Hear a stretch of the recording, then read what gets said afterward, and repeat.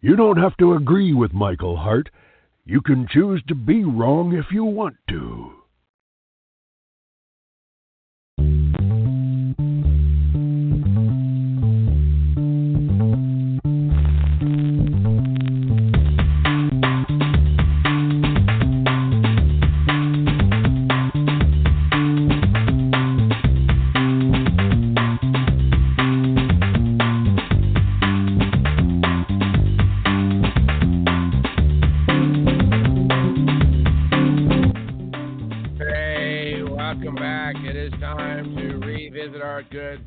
Dan Wos, the author of Good Gun, Bad Guy, and Good Gun, Bad Guy #2. It's been, he was actually in the very first situational security summit that we did with Beth Alcazar and Greg Hopkins and knocked it out of the park then, as he always does.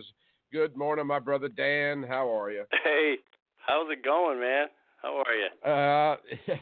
Dan, there's just so much to talk about, and, I just don't even know where to begin. We had this conversation with the bump stocks really started after the horror of Las Vegas, and there has just been so much debate back and forth. Before I even get into the amendment elements of this, I want you to explain to the listeners what a bump stock is for those that do not know. Well, basically a bump stock is a device that allows the recoil of a rifle to push back against trigger finger. So what that means is that the gun, the bump stock causes the gun to move forward and back rather than you having to pull your trigger finger every time. That's basically the science behind it. It's just a device. Now that technique can be done in other ways as well. You can hook the way you can position. There's certain ways you can position, and I'm sure there are guys who are very good with these rifles that they could find other ways to do it. So this is just a device.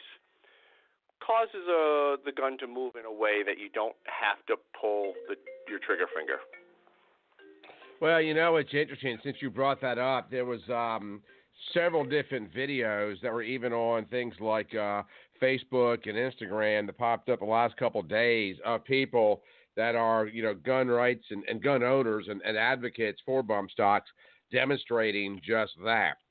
So now we have the Trump administration is creating a ban on the bump stocks. Of course, the bump stocks became a focal point of the gun control debate after they were used in the October 2017 Las Vegas hotel shooting, which, of course, killed 58 people. Now, the regulation was signed a couple days ago on Tuesday by Acting Attorney General Matthew Whitaker, and it will take effect 90 days after it's published in the Federal Register, which is expected to happen tomorrow. Bump stock owners are going to be required to either destroy them or surrender them to the Department of Alcohol, Tobacco, Firearms, and Things that go boom, according to a senior justice official. It is impossible to know how many bump stocks Americans own because they are not traceable, but currently the ATF estimates between about 280 to 520,000 of these things exist. So, with that number out there, Dan, how much of a threat, and I realize your answer is subjective, but I want to get to some subjective opinions here. How much of a threat are these things to society? Well, I can answer that question by asking a question. How many people listening right now ever heard of a bump stock before the Las Vegas killing? I'll be honest with you, and I'm a gun owner. I had not. Now, I have seen one in recent months, and as well as a lot of other listeners to the program, that in addition to this program, I own a small waterproofing and drainage company that operates primarily throughout north central Alabama. It was a client's home that I was actually visiting when he owned a bump stock. And he brought it out, put it on his gun, fired away. And I got to tell you, it's a pretty cool device. It really does work. So the argument is that anybody that has to rapid fire a weapon, particularly an AK, can only desire to do so for one purpose, and that is to create a mass casualty event. I don't know if that's, frankly the truth, because I'm one of those kind of people that genuinely just enjoy shooting for shooting's sake. But is that the argument? And that's one of the reasons I love having you on the program, is that sometimes the anti-gun control people, they get so emotional that they argue the wrong argument. Because at the end of the day, This isn't so much an argument about bump stocks as much as it's an argument about the Constitution. Or am I wrong about that? Yeah, no, I think you're right. Except here's the thing that I would add to that. You use the word argument. I would use the word justification. So the difference is, if we were having a real argument, we'd be talking about things that were true and facts, and we'd be having a discussion. What they're doing is they're making up this narrative that anybody with a bump stock is going to be out spraying people with bullets, and that's their justification for taking action in the way that they do. So it's all, first they have to create the narrative against the thing. And in this case, it's the bump stock, which, frankly, they're not really that popular among even gun owners. I mean, it's not like it's a common thing right now. People don't really use them. I don't have any. I don't use them. It's not really something that is, it's not a problem, and it's not widely used, but they create this narrative with the Las Vegas killing, and now they can go after bump stocks as a justification for fixing a problem that never really happens. Now, the thing with that is that leads to other things, and this is why gun owners right now aren't happy with President Trump, not happy with the NRA for not backing or supporting this, defending this thing. But this could lead to other things. Now, let me just make a quick note here. There are lawsuits ready to go. As soon as this thing is published, there are several lawsuits that are going to be lodged against the ATF and DOJ. Gun Owners of America, for one, my good friend Eric Pratt is involved with one of them, and I think he makes some great points. So I can just give a little bit of good news on this whole thing. What they're trying to do in this new legislation is determine bump stocks as machine guns, which means that they would have to redefine the verbiage in the law that currently stands about machine guns, and that is the statutory. Eric Pratt says the statutory law is clear. Under 26 U.S.C. 5845B, a machine gun is a weapon which shoots automatically more than one shot without manually reloading by a single function of a trigger. What they're trying to do now is they're trying to say that bump stocks, essentially what they're trying to say is that bump stocks are machine guns. So this is a technicality that I hope will be able to overturn this law. And I think if Eric Pratt and some of the other gun rights protection groups are out there saying it, then I believe that we have a good chance of it being overturned. Well, we received, I've had a couple of different emails and a couple of text messages, and just to kind of give you an idea of one here, asking, is it illegal to purchase a bump stock? Well, currently we know it's not, or illegal to own one, and we know that it's not. But this listener makes the comment because bump stocks can be made easily using cheap 3D printers. And that's a very valid point. But, back to the actual enforcement of this, and this is in the words of the Department of Justice, it is impossible to know how many bump stocks Americans own because the devices aren't traceable, and they've estimated up to 520,000. But it's also interesting to note that says that investigators expect most owners will comply with the new rule, and the ATF will take action against those who don't, but there's no surefire way to know whether owners are complying. So they don't know where the bump stocks are. They don't know who has them. They will know who surrenders them. They don't know if anybody's out there 3D printing them. So I'm kind of wondering if this is just all window dressing from the Trump administration for the purposes of kind of kowtowing to the Democrats or creating the optic that he's that concerned. Because, I own several firearms, Dan, and one of my favorite ones is a Ruger 22 long rifle. And I have one particular magazine that I purchased, secondary, that will hold 50 22 rounds in it. And if I clip if I put that clip in, I can unload all 50 of those in probably less than 30 seconds because I have to pull the trigger manually every single time, but it's not a tight trigger, and there's nothing bump stock about this gun. So, in that sense, I guess what I'm trying to get to is it not hair splitting about the trigger pull? Because I could pull the trigger if it was a machine gun and release the 50 bullets in I don't know, 10 seconds, or I can do it manually in 22 seconds.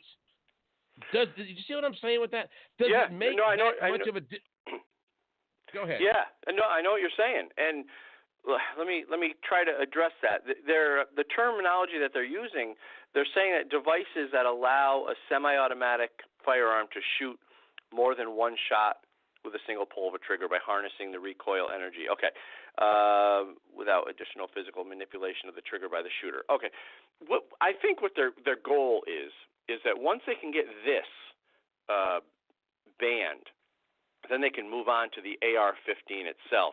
And they can find people who can, just like you're talking about, shoot a semi-automatic very fast, maybe almost as fast as an automatic. So once they can do that and determine that and have some professionals come in to back them up, then I expect the bans will start to reach even further. You also made a good point, and I wanted to address it. Is this something that Trump is doing to accommodate or appease the Democrats? And it might be possible. I never underestimate President Trump. He's a very smart guy when it comes to business and deals and transactions, and he knows how to work people, and he knows how to get what he wants. Now, maybe he wants some more Democrat support in 2020. Maybe by doing this, he'll gain more Democrat support, and maybe he knows that this bump stock ban will get overturned in court. Maybe that's why the NRA is behind it, because they know that it will lead to good things for Republicans. That's just a hypothesis, and it's a hopeful hypothesis, but President Trump's a pretty smart guy, and not that I agree with what he's doing here, but I hope he's got an ulterior motive for Republican values later on. Well, at the end of the day, Dan, I think Trump always has an ulterior motive because, as I look into this stuff, if there was any piece of legislation out there, and let me say this the right way, because I know we got a lot of gun folks listening in today, and welcome in, by the way, no matter where you're listening. If there was any point of capitulation for the administration on gun control, gun rights, give it whatever vernacular you want, it would seem to me that the ban on bump stocks would be a ban that would have one of the highest propaganda optics while simultaneously be the least constitutionally offensive. Because as you point out, they are not in wide use. Most people have never heard of them or seen them. They are something that they're either going to be used primarily for pleasure. The average guy out there is not running out the door to buy a bump stock. And right. So it would seem like, if he's going to give any leeway at all, because I think you're right, I think ultimately it gets overturned, then, doing away with this piece of convenience plastic that could be manufactured at home, probably with some paper mache and some duct tape. That can't be traced. That can't be traced. then all of a sudden it's kind of like, yeah, okay, I'll throw you this bone. Now shut the hell up for a while. And now I'm speculating here, but it would seem to me that would be one of the things that would be the easiest for him to pull off while giving the Democrats this perception of victory when they did away with a product that nobody really cares that much about. Or am I just entirely wrong about that? I think that's definitely a possibility. It's a possibility. It's a hypothesis that we're coming up with here. Like I said, a hopeful hypothesis, and it's possible. You know, and you let me go back a little bit. You said something that sparked a thought. You said using a highly attractive or highly colorful event or something like that. I can't remember exactly what you said, but it made me think of all the media around the Las Vegas killing. That was very. Remember the video of all the crowd in the hotel, and they kept showing all that, so you could visually see that whole scenario, and you could see how vulnerable those people were. And the media really made that whole incident into a very visual, colorful, easy to digest narrative and landscape. So you could see it. You could almost feel like you were there. There was even some live video, people in a cab, and you could feel like you're almost there. So that creates a lot of fear among the people. And so the media had a ton to do with this to get people on board. And then people who don't know anything about guns, people who've never heard of, like I said earlier, these people who are supporting this thing never even heard of a bump stock. They didn't know what a bump stock was until this thing. But now, all of a sudden, they got to ban them.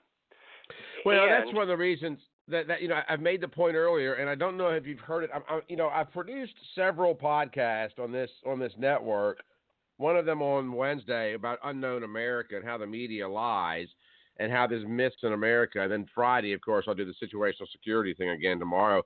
But I'm seriously considering creating yet another podcast on, I think I might call it Media Sucks, because there's so much of a narrative out there that's just so phony and fake.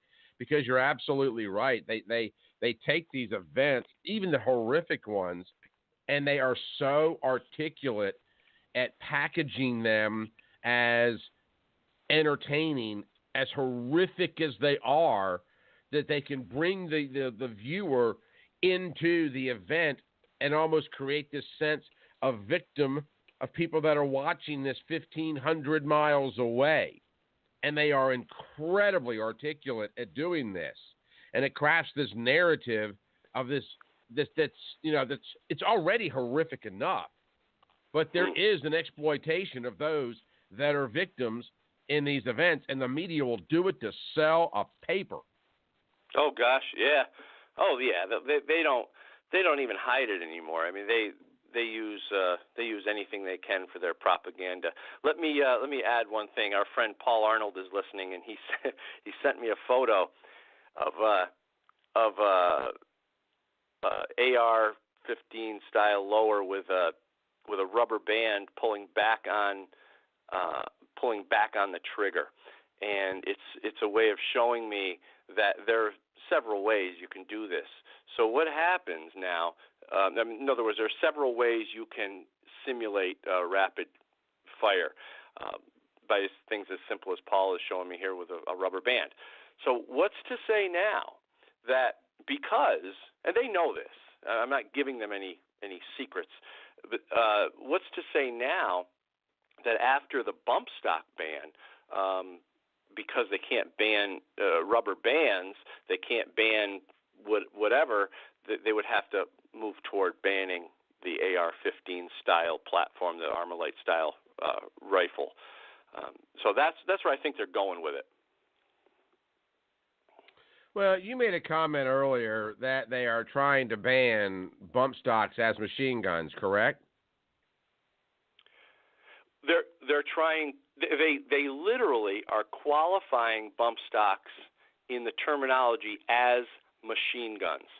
This is where I think the lawsuit is going to overturn it. Well, that's the reason. The reason I'm bringing that point up is the bump stock. If you take the bump stock off of the gun and you lay it on the desk first off, the gun in itself is an inanimate object, but the bump stock actually it's a paperweight at this point in time. And what I mean by that is it bears no significance to a gun, or it bears no likelihood to a gun. It can't fire a bullet. It has no firing pin. It has no trigger. It has no barrel. It is a piece of indigenous malapropping plastic that is completely worthless.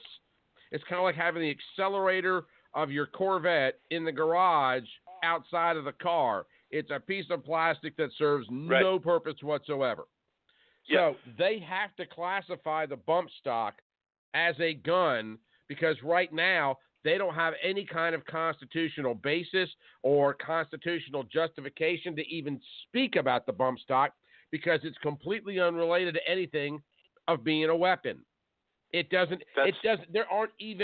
no justification under the Second Amendment to protect it or to control it because it's an inanimate object that bears no relationship to the weapon until it's attached. That's exactly right, and so then that's where their argument falls apart. That's where this I believe will get overturned. Let me just be clear to everyone listening one more time, as best I can, to try to explain the way the two statutes conflict. The existing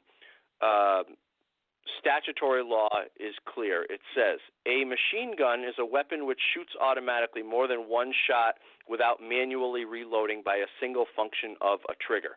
Okay, now what they're doing with this new bump stock ban is they're changing that to say the term machine gun includes bump stock devices. So what they're doing is they're trying to get this through and call a bump stock a machine gun. That's where it falls apart, and that's where I hope.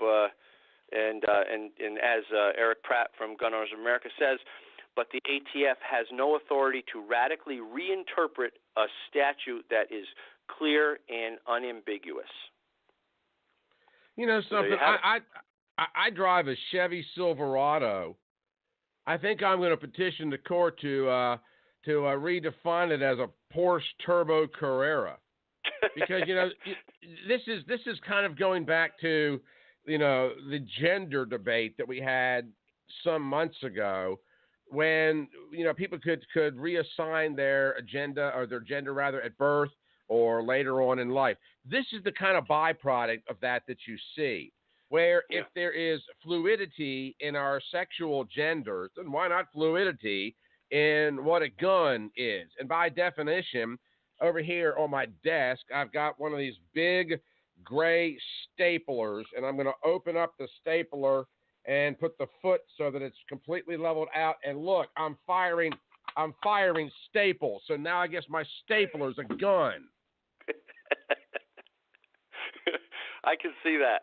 Yeah, I know. It's crazy. It's like taking the engine out of your car and call. Let's say, okay, you got a Silverado. You take your engine out of your Silverado and you set it on, and it's on an engine stand in your garage. You can't call that engine a Silverado. It's an engine. It's part of, and it could be part of that Silverado, but it could also be part of another vehicle. It's not the thing that they're trying to call it. So that's where it falls apart. And let me just add one more thing. We hit on a lot of things. We talked about the law as it's written and as they are redefining it, and we talked about the mechanics of a bump stock. But let's talk a little bit about how this even happens. I mean, this overreaching shouldn't happen, and I have to say, gun owners need to be more active. I hear it all the time. Oh, somebody else will take care of it. Somebody else will fight it. And we're lucky that we do have groups and organizations that protect our rights and go to court on these things. But the truth is, we gun owners, this is a grassroots thing, and we need to always be active on this stuff, because then when they see that we're not taking action and we're sitting back and don't care about magazine bans and red flag laws, and we're not doing a whole heck of a lot, they'll keep implementing this stuff. We gun owners on the individual basis and on a local level need to really get out there and be proactive. And that means calling your senators. That means, signing the petitions. That means getting in front of TV cameras, getting in front of radio, doing whatever the hell you can. And join groups, join no compromise groups like Gun Owners of America. And I talked about them a lot today because they really do not compromise on this stuff, and they're who we need to fight back. So supporting those groups, becoming members, and really being active and not hoping that somebody else will do it. Well, I couldn't possibly agree more, because that's just the silliness of not just the gun debate or the constitutional debate, but morphing into this environment in this country where if we don't like something but we can't do away with something, let's turn it into something else that we can do away with. Yeah. I mean, from a marketing perspective, hey, Can I just be rude for a moment, Dan? And I'm speaking in the arbitrary. I'm speaking in the arbitrary here. I'm not referring to anybody. I welcome rudeness. All right, I'm not speaking about anybody in particular, but let's just say your wife is fat, she's lost all her teeth, and she's being a pain in the butt, and she's a terrible cook. Can we just reassign her into being a really nice, voluptuous brunette that has gone to cooking school? I mean, it's until your friends come over and see her. Oh my gosh! I mean, it really it's morphed into that. So it's morphed into things where if we don't like what it is, let's just say it's something else so we can like it some more. So you've got these bump stocks over here, which when it comes to firearms, a bump stock is about as rudimentary a device as you can imagine. And correct me if I'm wrong. You're the expert here. With the exception of Las Vegas, are we familiar with any other event where a bump stock was used in a mass shooting situation? No. It's very simple. No.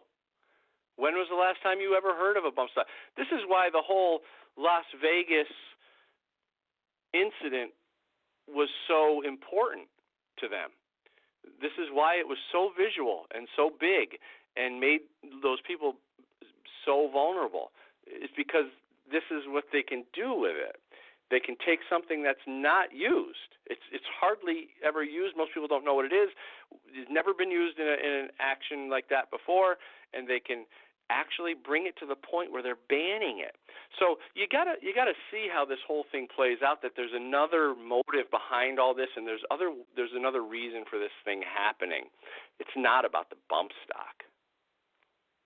Well, President Trump did campaign on the promise that he would do away with bump stocks. And I do think the more I look into this, the more I peer into it and peel that onion back, the more convinced that I am that this is all stagecraft for him, because he knows it's likely going to be killed on appeal. You don't know how many of them there are out there. They are easily manufactured at home. There is no way to verify compliance with the law. It seems to be throwing some kind of a bone to the Democrats that may very well give the Democrats a feeling of victory, when in actuality, in books that even he wrote, in such as Art of the Deal, it's oftentimes in negotiation a wise practice to capitulate or surrender on a point that you really don't care about, but the other side may think that you do, or creates the illusion that they won. Not to be tongue in cheek, but we kind of do this in our relationships on an almost daily basis, where you'll give up something that you don't really care about losing. If somebody, Catholics, of which I am one, have a bad habit of doing this around Lent, where they say, hey, for 40 days, I'm giving up anchovies. Well, that guy hates anchovies, so who gives a crap? Who likes anchovies anyway? I can't imagine. That's exactly right. So maybe Donald Trump's going all Catholicism on us right now in real time, and he's going all Lenten, and he's saying, "Hey, yes, sure, I'll give up tomato soup. What do I care?" To create. Go ahead. I'm sorry. No. I'm sorry to interrupt you. I was just going to say, I hope you're right. I hope this is just him giving a little bit to get a lot. And because I've always, I've followed Donald Trump since the 90s. I was always into real estate investing and things like that. I read his books, all his books, even the ones he did with Robert Kiyosaki that may have been ghostwritten, I don't know, but read all his stuff. I know how his brain works, and I wouldn't doubt for a minute that this was just kind of a ploy to get something bigger in the end, because he is a negotiator. And right now gun owners are, they're pissed off and at him, and I don't blame them. But let's see how it plays out before we get too angry, and hope that he's got another motive behind this. Same with the NRA too. That was disappointing. But go ahead. Yep. Do the people that might be upset with Trump, is it fair on their part, or do they have the right to level the constitutional argument? Because I don't know that a bump stock, since it is not a firearm, but simply creates an efficiency in firearm usage, I don't know that it would be afforded constitutional protections, or would it? Would the bump stock be afforded constitutional protections? Right. I don't know. I don't know the answer to that question. I'm not a constitutional attorney. I don't want to answer that. But I do know that a bump stock is not a machine gun. So right. It doesn't qualify. Well, let me clarify that for just a moment. And again, constitutionally speaking, a lot of people don't realize that during the Prohibition years, you could not distribute, manufacture, or sell alcohol. But there was no prohibition whatsoever on the consumption of alcohol. If you happen to have a bottle of scotch at the house, you could walk down a street to the degree that, public intoxication laws would have been honored or enforced. There was no prohibition about the consumption of alcohol. It was all manufacturing, sales, and distribution that was prohibited. This is why a lot of people had private parties. We saw, there's a lot of, they even speak about in the book, Unknown America, about the way the culture changed in that point in time, where people would have these events at their home, and as long as no monies were being transacted, it was perfectly acceptable. So, it kind of makes me wonder that in kind of that constitutional sense, that is it possible that it might be you can't sell a bump stock, you can't make a bump stock, you can't transport a bump stock, but there's really nothing we can do about you owning a bump stock. You see where I'm going with that? Did I lose you, Dan? I think I might have. Oh, sorry, Michael. Sorry about that. Yes, I see the correlation you made between those two, and I don't know. I just don't know. I don't really have an answer to that because. Well, I don't think there really is an answer. I just kind of floated out there for people to see that there's such an enormous amount of folly, because if they don't convince people that the bump stock in and of itself is a machine gun, then constitutionally speaking, it's a bottle of scotch that I have the right to drink, and there's no justification for me enforcing its eradication or its confiscation, for that matter. We've got a caller calling into the program. He's got a question about the Second Amendment and why it even exists. Let's get out of the calls. And hello, caller. Are you there? What is your name? Hello, this is Clark. Hey, Clark. How are Clark. you? I'm doing well. Y'all sound like you're doing pretty good today as well. We're trying. There you go. I think there's a tendency for us to gloss over the reason we have the Second Amendment. It's right there, the security of a free state.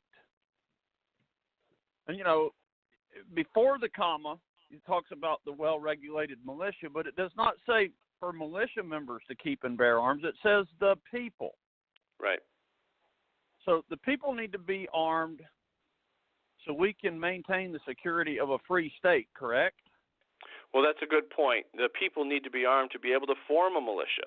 And once you give that ability to the government to control, the people would never be able to form a militia. Well, it doesn't say the people should be allowed to keep brown bess muskets. It doesn't say we'll be allowed to keep swords. It says exactly. armed. And the way I interpret that, the people need to be equally armed as their government to prevent having a tyrannical government. And if you want to see how that works, just look at Venezuela right now. Yeah, absolutely. I think we all agree. Oh, and you know, I personally, I've seen bump stocks in use. Looks like a good way to chew up a lot of ammo for no good reason to me, but I think people ought to be allowed to have it if they want it. Sure. Yeah, that's another good point, Clark. Maybe if we distributed bump stocks to everybody, we could unload all those disposable magazines we heard that one congresswoman tell us about. Well, look, I'll let y'all get back after it, but I do think that we lose sight of the free state part of this. That's the whole reason it's there, is to maintain the security of the free state. Yeah, totally agree. I think the point that I'm getting from what Clark is saying is we're over here talking about bump stocks and things that are really insignificant to the overall conversation that we should be having, and that is, what does the Second Amendment mean? And so I think I get your point. Yeah, you know, we tend to get out in the weeds when that's what we really need to think about when they start talking about restricting our access. Yeah. Good but point. Anyway, I'll hop off and continue to listen. I appreciate y'all. Thanks, you. Clark. Appreciate it so very much. Bye-bye. You know, it's kind of funny, Dan, that, a lot of people do realize that obviously we have a constitutional right, but I think part of the problem with focusing on our constitutional right is that we are arguing with people that don't have any respect for constitutional rights. So I think that's kind of, where the quagmire more or less happens with us, in that, we know we have a justification for owning and possessing and using these firearms, but we are arguing with people that just simply don't believe, from a constitutional perspective. I mean, come on, think of it this way for just a moment. Listening to a program yesterday talking about morality in the Bible and how, in recent years it has become commonplace for, the expression of pornography and gay marriage and all the other, the sexual aberrations that are out there, and how so many people in this country, in this culture, particularly on the left, and this happens on the right as well, I won't give them a complete pass, use biblical justification for, polygamous relationships or relationships that are, same sex or whatever the case may be. If we have a part of the culture that does not respect the basic tenets and the lessons and the warnings and the proclamations that are in the Word of God, how can we expect them to take seriously the words of Thomas Jefferson? Yeah, good point. And that's exactly what we have. And that's why we're fighting so hard right now with each other, because we're starting to realize, conservatives, or as I like to say, traditional Americans with traditional values, traditional American values, we are really starting to see the pushback from these anti-American people and this anti-American ideology, which is the left wing, the leftist ideology. So you're exactly right. Yeah. Dan, unfortunately, so I'm about out of time for this particular segment. Tell the listeners how they can get a copy of all of your books and learn all about your speaking engagements, etc. Well, easiest way is to go to goodgunbadguy.net or goodgunbadguy.com, or you can just buy the book at Good Gun, or you go search Good Gun Bad Guy on Amazon. Excellent.